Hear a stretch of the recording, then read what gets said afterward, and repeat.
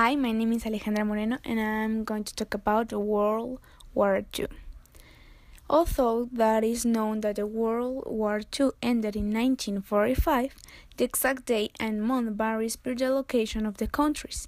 That is, in Europe, this war finished when Germany surrendered to the Western Allies on May 8 and from Russia on May 9, celebrating those dates as VE Day, referring to the victory in Europe. On the other hand, the East side commemorates the end of this conflict when Japan surrendered on August 4 and singing it on September 2nd. This event is known as Victory over Japan Day or VG Day, which occurred when the United States dropped 2 atomic bombs on Japanese cities. The victorious nations of the new political order were the ones that were part of the Allied victory, as they won against the Axis forces. The Allied were the United States of America power, which includes US, Canada, Central American and Caribbean states, Greenland, Iceland, Taiwan, and Hainan.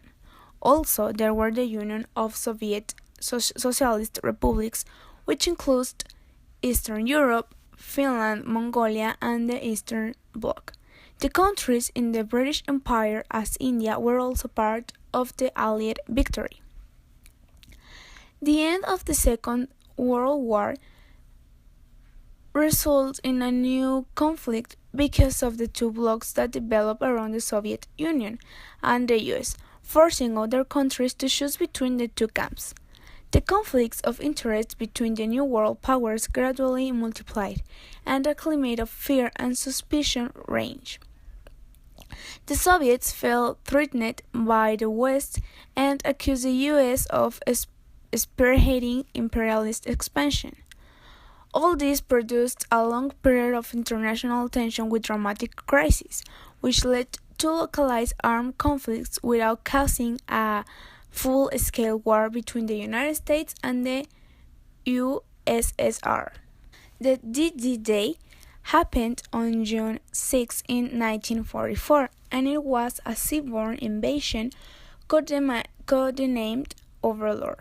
It occurred when a massive military force set out from the UK towards France, and the Allied forces landed on the beaches of Normandy and started to break through the German army's defenses.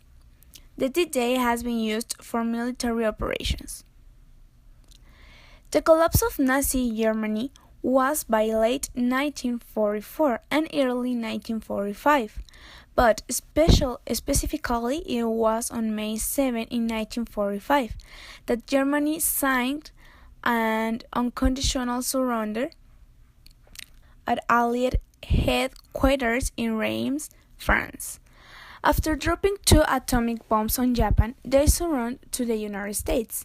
The U.S. State Department refers to the American-Japanese relationship as the cornerstone of U.S. security interests in Asia and fundamental to regional stability and prosperity. On one side, the United States allowed Japan to keep its emperor, Hirohito, after the war ended. On the other, Japan approved constitution granted full freedoms to its citizens, created a Congress, and renounced Japan's ability to make war.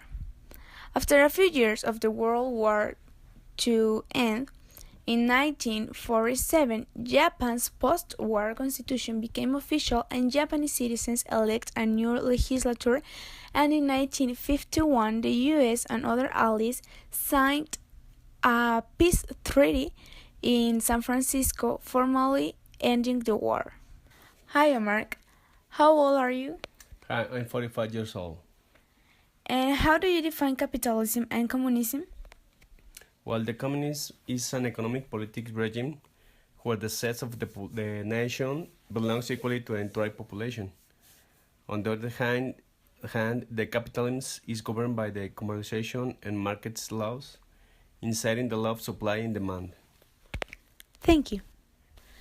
In my opinion, this is one of the most interesting topics because it marked a big change in the world. It left notable scars in the people, it brought the economic system we use nowadays, and it divided the global map as we know it in the present. I think the end of this period has positive and negative consequences, but it was necessary to be the world we are.